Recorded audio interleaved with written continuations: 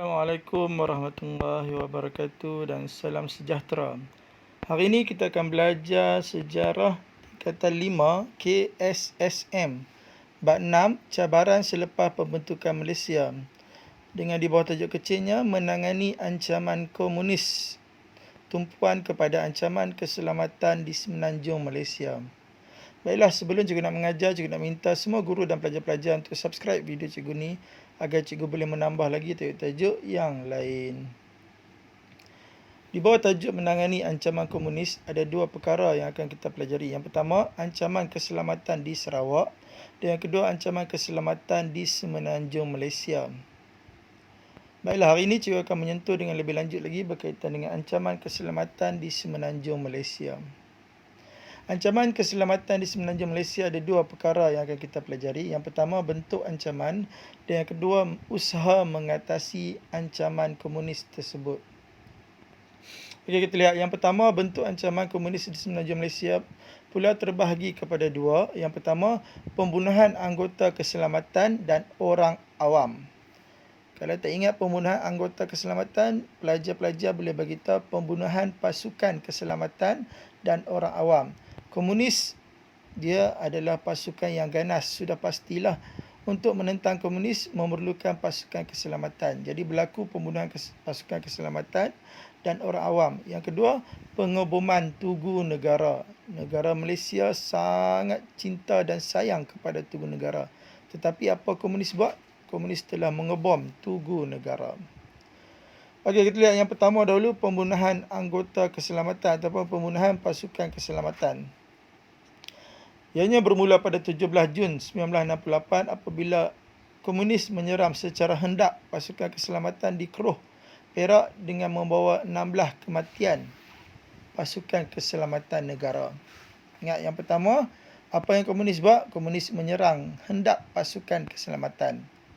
Yang kedua, pada 7 Jun 1974, komunis telah menembak mati Ketua Polis Negara iaitu Tan Sri Abdul Rahman Hashim di Kuala Lumpur. Lepas menyerah hendak pasukan keselamatan, apa tindakan komunis yang kedua? Membunuh ataupun menembak mati Ketua Polis Negara. Lepas tembak mati Ketua Polis Negara, apa yang komunis buat? Yang ketiga, pada 13 November 1975, komunis juga turut menembak mati Ketua Polis Negeri Perak iaitu Tan Sri Koh Chong Kong dan pemandunya di Ipoh. Jadi semua sekali ada berapa tindakan komunis terhadap pasukan keselamatan? Ada 3 tindakan. Yang pertama, menyerang hendak pasukan keselamatan. Dia bermula dengan pasukan keselamatan dulu. Apa yang dia buat? Dia menyerang secara hendak. Yang kedua, tindakannya lagi drastik ialah dengan membunuh Ketua Polis Negara. Ketua Polis Negara bukannya kecil orangnya. Orangnya jawatan paling tinggi sekali dalam pasukan keselamatan adalah Ketua Polis Negara. Dan yang ketiga, selain menembak mati Ketua Polis Negara, komunis juga turut menembak mati Ketua Polis Negeri, iaitu Ketua Polis Negeri Perak. Jadi ingatlah, ada 3 tindakan komunis terhadap pasukan keselamatan. Yang pertama, menyerang hendak pasukan keselamatan. Yang kedua, membunuh Ketua Polis Negara. Dan yang ketiga, membunuh ataupun menembak mati Ketua Polis Negeri, iaitu Negeri Perak. Habis negara, mereka membunuh Ketua Polis Negeri pula, iaitu bermula dengan Negeri Perak. Jadi ada 3 tindakannya. Okey, seterusnya adalah pembunuhan orang awam dan juga kemudahan awam. Ada 2 awam. Yang pertama, orang awam dan yang kedua, kemudahan awam.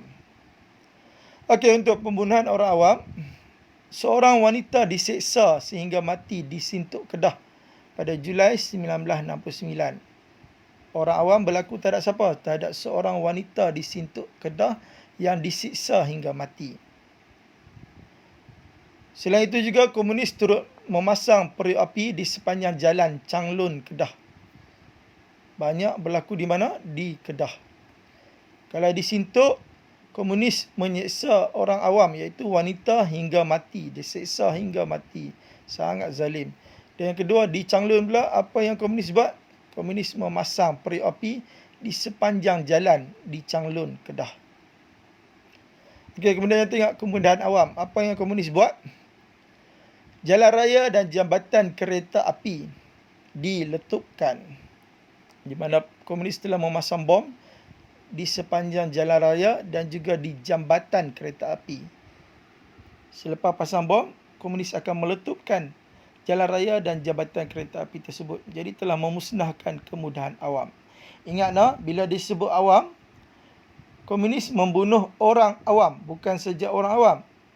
Satu lagi adalah kemudahan awam. Jadi komunis telah membunuh orang awam dan kemudahan awam. Kalau orang awam contohnya apa? Komunis menyeksa seorang wanita hingga mati di Sintuk, Kedah. Kalau kemudahan awam, komunis telah meletupkan jalan raya dan juga jambatan kereta api. Selain itu juga, komunis telah memasang banyak peri api di sekitar jalan Changlun, Kedah. Itu berkaitan dengan kemudahan awam. Okey, tengok formula untuk pembunuhan orang awam dan kemudahan awam. Wanita seksa periuk api. Oh, wanita ni sangat marah dengan periuk api. Apa yang dia buat terhadap periuk api? Dia seksa periuk api. Jadi wanita seksa periuk api. Okey, tengok penerangan formula. Wanita merujuk kepada wanita juga, iaitu seorang wanita diseksa sehingga mati di Sintuk, Kedah. Siksa merujuk kepada siksa juga. Jadi wanita siksa merujuk kepada seorang wanita disiksa di Sintuk, Kedah sehingga mati. Kemudiannya periuk. Periuk merujuk kepada periuk juga, iaitu periuk apa? Periuk api dipasang di mana? Di sepanjang jalan Changlun, Kedah. Kemudiannya api. Api merujuk kepada api juga. Api di sini merujuk kepada dua benda. Yang pertama periuk api dan yang kedua kereta api. Selain periuk api, yang kedua adalah kereta api, di mana jambatan kereta api dan jalan raya diletupkan. Jadi apa formula untuk pembunuhan orang awam dan kemudahan awam? Dua awam di situ, orang awam dan kemudahan awam. Apa formulanya? Wanita seksa periuk api. Wanita seksa itu merujuk kepada seorang wanita diseksa sehingga mati di Sintuk, Kedah. Periuk merujuk kepada periuk api dipasang di sepanjang jalan di Changlun, Kedah. Dan api merujuk kepada jambatan kereta api. Jambatan kereta api dan jalan raya diletupkan. Jadi formula untuk pembunuhan orang awam dan kemudahan awam: wanita seksa periuk api. Okey, seterusnya adalah pengeboman Tugu Negara. Pengeboman Tugu Negara telah dilakukan pada 26 Ogos 1975 di Kuala Lumpur. Kita sebagai rakyat Malaysia, kita sangat sayang dan cinta kepada warisan khazanah sejarah tersebut. Warisan khazanah sejarah kita yang paling kita sayang dan selalu kita melawat adalah Tugu Negara. Okey, kita lihat apa respon selepas pengeboman Tugu Negara oleh pasukan komunis.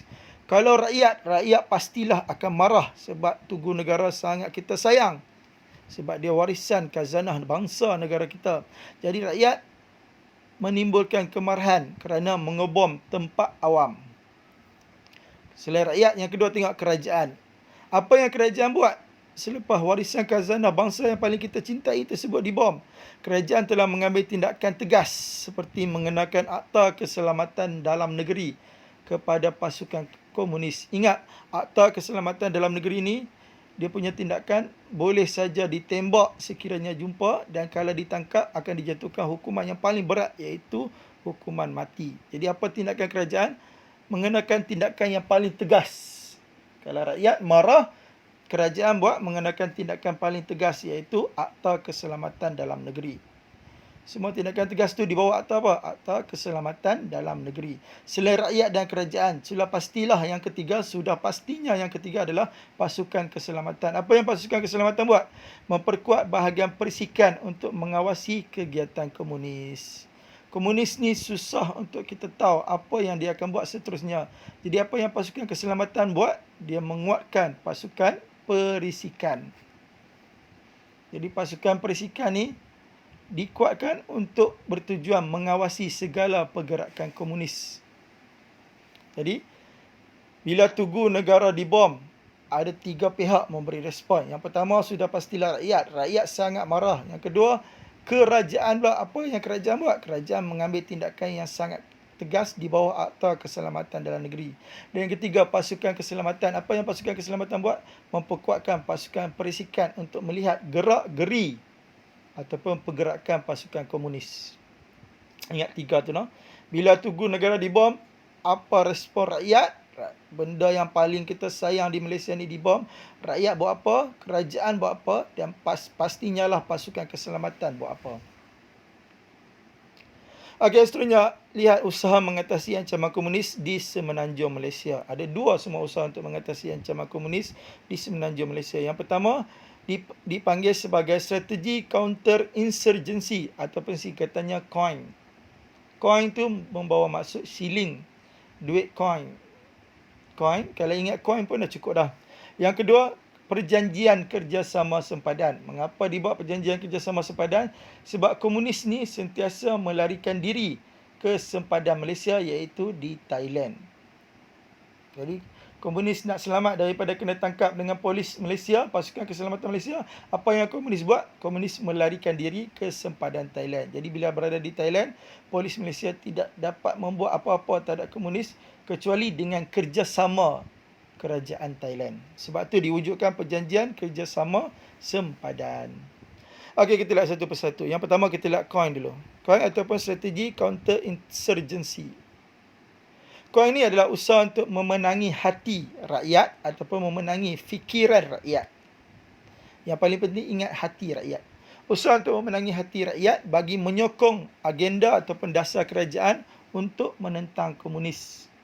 Jadi tujuan COIN ini tidak lain tidak bukan untuk mendapatkan sokongan daripada rakyat. Sebab itu tujuannya untuk memenangi hati rakyat. Bagi menyokong segala usaha kerajaan untuk menentang komunis. Yang paling penting, COIN ini bertujuan untuk memenangi hati rakyat. COIN merujuk kepada shilling. Siapa yang tak suka duit shilling digunakan untuk memenangi hati rakyat. Duit shilling ni semua orang suka. Suka tu datang daripada mana? Suka yang paling penting datang daripada mana? Daripada hati. Jadi COIN digunakan untuk memenangi hati rakyat. Bagi menyokong kerajaan menentang komunis. Tengok apa yang kerajaan buat. Langkah yang dilakukan dengan cara yang pertama menjaga keselamatan rakyat dan yang kedua membuat banyak pembangunan kepada rakyat. Sebab tu COIN ini bertujuan untuk memenangi hati rakyat. Yang paling penting hati rakyat dimenangi. Dengan dua cara, menjaga keselamatan. Bila rakyat selamat, rakyat akan mula suka. Dan yang kedua, membuat banyak pembangunan. Bila rakyat selesa, rakyat dijamin akan suka. Jadi sudah pastilah akan berjaya memenangi hati rakyat untuk menyokong segala dasar kerajaan bagi menentang komunis. Cara untuk menjayakan kedua-dua langkah ini adalah dengan mendapatkan kerjasama. Tengok yang ketiga. Pelaksanaan COIN dilakukan dengan melalui kerjasama tiga pihak. Yang pertama, ahli politik. Ahli politik penting untuk mendapatkan duit bagi membuat banyak pembangunan. Yang kedua, pasukan keselamatan. Mengapa pasukan keselamatan penting? Untuk menjaga keselamatan rakyat. Dan yang ketiga, agensi kerajaan. Agensi kerajaan penting untuk melaksanakan pembangunan di dalam negara. Jadi tiga pihak memerlukan kerjasama mereka. Ahli politik, pasukan keselamatan dan agensi kerajaan. Dia punya formula, Pondan selamatkan kera. Pondan merujuk kepada politik bersama pada huruf PO di depan. Pondan politik iaitu ahli politik, kerjasama ahli politik. Selamatkan merujuk kepada keselamatan. Selamatkan berasal daripada perkataan selamat. Sama juga keselamatan. Keselamatan berasal daripada perkataan selamat. Jadi selamatkan merujuk kepada keselamatan iaitu kerjasama pasukan keselamatan. Dalam sekali kera merujuk kepada kerajaan. Kerajaan ada 4 sebutan. Cikgu ambil 2 sebutan awal menjadikannya kera. Kera merujuk kepada kerajaan iaitu agensi kerajaan. Kerjasama agensi kerajaan. Jadi ingatlah, paling penting sekali pelajar wajib ingat. COIN ni apa tujuannya? Untuk memenangi hati rakyat. Bila kita bagi duit kat orang, orang akan suka kat kita. Jadi kita akan berjaya memenangi hatinya. Jadi COIN tu merujuk kepada duit. Bila kita bagi duit kat orang, orang suka tak? Ya, orang sangat suka. Jadi automatik kita berjaya memenangi hatinya. Jadi COIN ni bertujuan untuk memenangi hati rakyat bagi kerajaan berusaha menentang komunis. Memenangi hati rakyat untuk menyokong kerajaan menentang komunis. Ada berapa langkah? Ada berapa tujuan dia? 2 tujuan. Menjaga keselamatan rakyat dan membuat banyak pembangunan. Berapa pihak terlibat? 3 pihak. Formulanya, Pondan selamatkan kera. Ahli politik, pasukan keselamatan dan juga agensi kerajaan. Okey, yang kedua kita lihat perjanjian kerjasama sempadan. Ada dua je perjanjian kerjasama sempadan yang dibuat antara Malaysia dengan Thailand. Yang pertama, perjanjian kerjasama sempadan memerangi komunis tahun 1976. Tahun tak penting ingat, yang penting ingat perjanjian kerjasama sempadan memerangi komunis. Ingat, sampai memerangi komunis dah layak dapat satu markah. Yang kedua adalah perjanjian Hat Nyai. Hat Nyai adalah sebuah tempat di Thailand. Okey, dia punya formula untuk perjanjian kerjasama sempadan ni adalah kerja sampai Hat Nyai. Kerja sampai mana ni? Kerjalah sampai ke Hat Nyai. Tengok perangan formula. Kerja merujuk kepada kerjasama. Kerjasama berasal daripada perkataan kerja. Sampai merujuk kepada sempadan. Persamaan pada huruf S dengan P di tengah-tengah. Sampai merujuk kepada apa? Sempadan. Jadi kerja sampai merujuk kepada kerjasama sempadan. Perjanjian kerjasama sempadan memerangi komunis. Kerja sampai itu merujuk kepada kerjasama sempadan. Sampai itu adalah sempadan. Dan yang ketiga adalah Hat Nyai. Hat Nyai merujuk kepada perjanjian Hat Nyai. Semuanya perjanjian. Hat Nyai itu cuma tambah perjanjian, iaitu perjanjian Hat Nyai. Jadi apa formula untuk perjanjian kerjasama sempadan? Kerja sampai Hat Nyai. Kerja sampai merujuk kepada perjanjian kerjasama sempadan memerangi komunis. Kerjasama sempadan ni dibuat untuk apa? Untuk memerangi komunis. Dan Hat Nyai merujuk kepada perjanjian Hat Nyai. Okey, kita lihat satu persatu. Perjanjian kerjasama sempadan memerangi komunis 1976 dilaksanakan di Thailand antara kerajaan Malaysia dengan kerajaan Thailand. Tujuannya adalah untuk mewujudkan persefahaman dalam memerangi komunis. Ya, saling persefahaman untuk bekerjasama bagi memerangi komunis. Dua-dua bekerjasama memerangi komunis. Sebab tu perlunya persefahaman dahulu.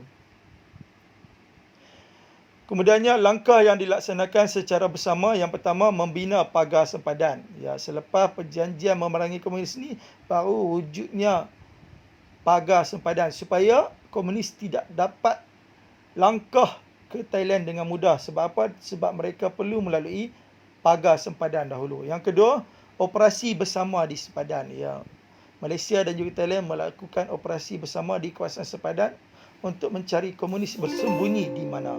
Jadi ada dua langkah yang dibuat. Yang pertama, membina pagar sempadan. Yang kedua, membuat operasi bersama di sempadan. Okey, yang terakhir adalah perjanjian Hat Nyai. Perjanjian Hat Nyai ini dilakukan pada 2 Disember 1989. Tahun tak wajib ingat lah. Yang paling penting ingat perjanjian nama apa? Perjanjian Hat Nyai. Perjanjian ni dibuat di mana? Di Hat Nyai, Thailand, antara tiga pihak. Kalau perjanjian kerjasama sempadan memerangi komunis tadi, dua pihak je, Malaysia, Thailand. Tapi perjanjian Hat Nyai ni antara tiga pihak. Ingat tak? Yang pertama, Parti Komunis Malaya, PKM. Yang kedua, Kerajaan Malaysia. Dan yang ketiga, Kerajaan Thailand. Dalam perjanjian Hat Nyai ni, Parti Komunis Malaysia ataupun PKM bersetuju untuk membubarkan unit bersenjata serta memusnahkan segala senjata api. Semua berkaitan senjata. Unit senjata dan segala senjata api semua dimusnahkan. Selain itu, selain senjata api, bahan letupan ataupun jangka sama semuanya dimusnahkan. Jadi ingat, semua sekali ada berapa perjanjian kerjasama sempadan? Ada dua perjanjian kerjasama sempadan. Yang kedua, perjanjian kerjasama sempadan memerangi komunis. Dan yang kedua, perjanjian Hat Nyai. Dia punya formula kerja sampai Hat Nyai. Perjanjian kerjasama sempadan memerangi komunis antara berapa pihak? Dua pihak, Malaysia dengan Thailand. Manakala perjanjian Hat Nyai antara berapa pihak? Tiga pihak. Parti Komunis Malaysia, PKM, Kerajaan Malaysia dengan Kerajaan Thailand. Okey, seterusnya kita lihat soalan objektif. Okey, soalan dia tanya, nyatakan bentuk ancaman komunis di Semenanjung Malaysia. Pilihan jawapan, yang pertama mengobom tugu negara, yang kedua membunuh pasukan keselamatan, yang ketiga mencolek Perdana Menteri Malaysia, yang keempat mengugut merosakkan kemudahan awam. Jawapannya A 1-2, B 1-4, C 2-3 dan D 3-4. Okey, mana satu jawapannya pelajar-pelajar cikgu? Ya, jawapannya 1 dan 2. A. Pandainya. Okey, soalan nombor 2 dia tanya, apakah tindakan komunis terhadap kemudahan awam di kawasan semenanjung Malaysia? A. Merosakkan jalan raya. B. Memusnahkan tandas awam. C. Meletupkan jambatan kereta api. Dan D. Mengebom perhentian bas awam. Jadi jawapannya pelajar-pelajar cikgu? Ya, C. Meletupkan jambatan kereta api. Pandainya. Tahniah cikgu ucapkan. Okey, soalan nombor 3. Komunis telah mengebom Tugu Negara di Kuala Lumpur pada 26 Ogos 1975. Apakah kesan daripada tindakan tersebut? Ingat nak, bila disebut Tugu Negara kita sangat sayang sebab dia salah satu khazanah negara yang paling berharga. Jadi dia telah meninggalkan kesan kepada 3 pihak yang penting, iaitu rakyat, kerajaan dengan pasukan keselamatan. Tengok pilihan jawapan. A. Menimbulkan kemarahan rakyat. B. Persatuan Pencinta Sejarah Malaysia menyaman komunis. C. Kerajaan mengambil langkah membina semula Tugu Negara. Dan D. Pasukan keselamatan bertindak dengan meningkatkan kawalan. Jadi jawapan yang paling tepat, apa pelajar-pelajar cikgu? A. Ya, pandainya.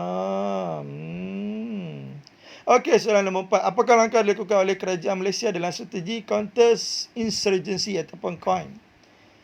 Pilihan jawapan A. Meminta rakyat tidak membantu komunis. B. Memberikan kaunseling kepada rakyat yang diancam komunis. C. Menghulurkan bantuan berupa kewangan bagi mengurangkan beban rakyat.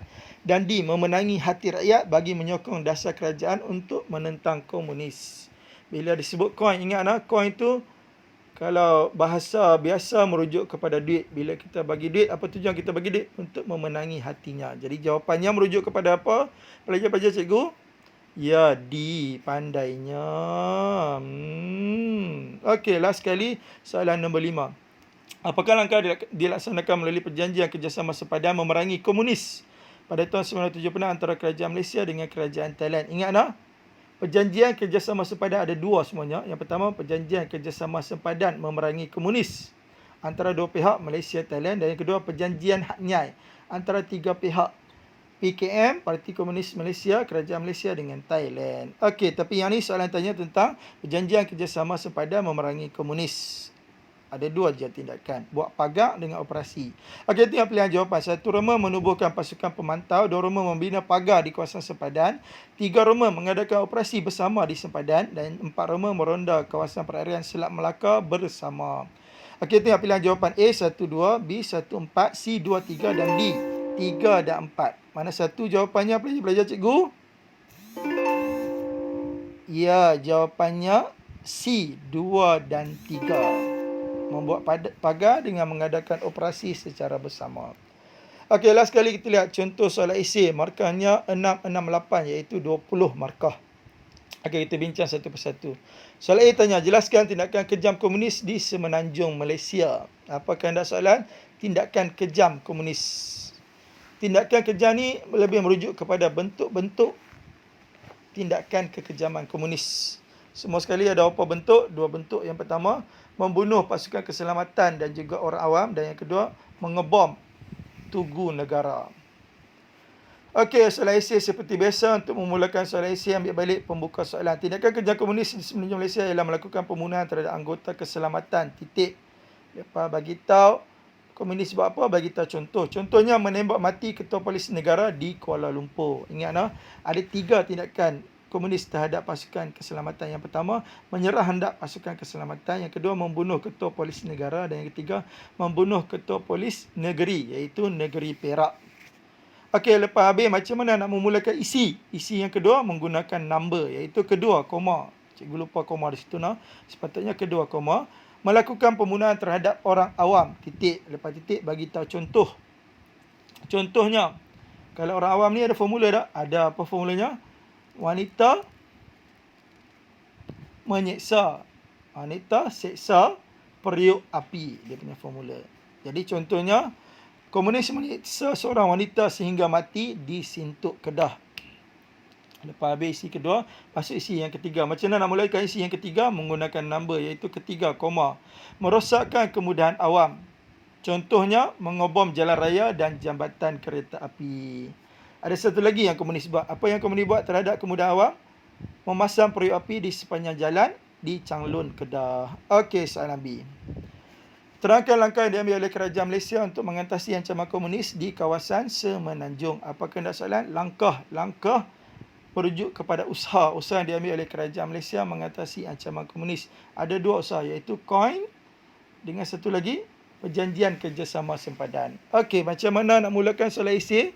Seperti biasa, ambil balik pembuka soalan. Langkah yang diambil oleh kerajaan Malaysia untuk mengatasi ancaman komunis di Semenanjung ialah mengadakan strategi COIN. Tulis COIN pun dah sangat cukup, boleh dapat 1 markah. COIN itu berapa? Iaitu langkah untuk memenangi hati rakyat bagi menyokong kerajaan untuk menentang komunis. Titik. Antara tindakan yang dilakukan ialah menjaga keselamatan rakyat dan membuat banyak pembangunan dengan kerjasama ahli politik, pasukan keselamatan dan agensi kerajaan. Jadi untuk COIN saja berapa markah? Tengok. Mengadakan strategi COIN. COIN 1 markah. Apa maksud COIN? Langkah untuk menangani hati rakyat menyokong kerajaan bagi menentang komunis. Maksud COIN 1 markah. Kemudiannya antara tindakan yang dilakukan ialah menjaga keselamatan rakyat. Menjaga keselamatan rakyat 1 markah dan membuat banyak pembangunan 1 markah. Situ dah 4 markah. Semua tu dibuat dengan kerjasama ahli politik, pasukan keselamatan dan agensi kerajaan. Semua tiga-tiga pihak iaitu ahli politik, pasukan keselamatan dan agensi kerajaan tu semua 1 markah. Jadi isi yang pertama untuk COIN saja dah 5 markah. Okey, macam mana nak mulakan isi yang kedua? Menggunakan number kedua, koma ataupun langkah kedua. Mengadakan perjanjian kerjasama sempadan. Contohnya mengadakan perjanjian Hat Nyai di Hat Nyai, Thailand antara kerajaan Malaysia, kerajaan Thailand dan PKM. Titik. Dalam perjanjian ini, PKM bersetuju untuk membubarkan unit bersenjata serta memusnahkan segala senjata api. Okey, isi yang pertama tadi 5 markah. Isi yang kedua pula, tengok markah yang pertama dekat perkataan perjanjian kerjasama sempadan 1 markah. Kemudiannya contoh perjanjian Hat Nyai antara 3 pihak tersebut, PKM, Malaysia, Thailand, contoh 1 markah. Kemudian dalam perjanjian Hat Nyai itu apa yang PKM berjanji untuk buat? PKM berjanji untuk memusnahkan unit bersenjata dan juga segala senjata api. 3 markah. Isinya perjanjian kerjasama sempadan. Contohnya perjanjian Hat Nyai. Huraiannya PKM bersetuju membubarkan unit bersenjata dan memusnahkan segala senjata api, itu 1 markah. Jadi 3 markah untuk isi yang kedua. Jadi 5 markah tambah 3 markah menjadikannya 8 markah. Cukup dah 6 markah? Ya, sangat-sangat cukup. Last sekali soalan C. Apakah iktibar yang diperolehi daripada peristiwa ancaman komunis di negara kita? Apakah anda soalan? Iktibar. Okey, seperti biasa untuk memulakan jawapan soalan esei, ambil balik pembuka soalan. Iktibar yang dapat diperolehi daripada peristiwa ancaman komunis di negara kita ialah setiap rakyat perlu menanamkan perasaan cinta yang mendalam kepada negara. Titik. Isinya menanamkan perasaan cinta yang mendalam kepada negara. Yang kedua, huraian. Huraian bermula perkataan hal ini. Jadi hal ini agar sanggup berkorban untuk negara. Titik. Lepas masuk huraian, bermaksud contoh. Contoh bermula perkataan contohnya. Contohnya menentang pengganas di Lahad Datu, Sabah. Last sekali bermaksud kesan. Kesan bermula perkataan kesannya. Kesannya keamanan negara terjamin. Jadi isi yang pertama 4 markah. Isi 1 markah, huraian 1 markah, contoh 1 markah, kesan 1 markah. Dah 4 markah untuk isi yang pertama. Okey. Macam mana nak memulakan isi yang kedua? Menggunakan number, iaitu kedua, koma, taat pada pemerintah. Titik. Huraiannya, hal ini agar dapat sanggup melakukan kerahan tenaga demi membela negara. Titik. Contohnya, dengan menyertai pasukan keselamatan seperti polis dan tentera. Contoh di situ ada 2 markah. Contohnya dengan menyertai pasukan keselamatan 1 markah. Seperti 1 markah lagi. Seperti itu 1 markah lagi, iaitu seperti polis dan tentera. Polis dan tentera tu dua-dua tu 1 markah. Jadi untuk contoh ada 2 markah. Pasukan keselamatan 1, seperti polis dan tentera tu 1, dah 2 markah. Last sekali kesannya keselamatan negara terjamin. Kesan 1 markah. Jadi isi yang kedua ada 5 markah kesemuanya. Isi yang keduanya iaitu taat pada pemerintah 1 markah. Huraiannya sanggup melakukan kerahan tenaga 1 markah. Contoh ada 2 markah dari itu. Menyertai pasukan keselamatan 1, polis tentera 1, kesan keselamatan negara terjamin 1. Jadi semua sekali 5 markah untuk isi yang kedua. Jadi 5 tambah 4 menjadikannya 9 markah. Cukup dah 8 markah? Ya, sangat-sangat cukup untuk dapat 8 markah. Okey, untuk iktibar ni cikgu menggunakan jawapan yang cikgu ambil daripada formula cinta. Boleh tengok balik dalam tips menjawab soalan kebat menggunakan formula cinta. Okey, hanya sekadar itu saja. Kita jumpa lagi dalam kelas sejarah seterusnya selepas ini. Sekian, Assalamualaikum warahmatullahi wabarakatuh.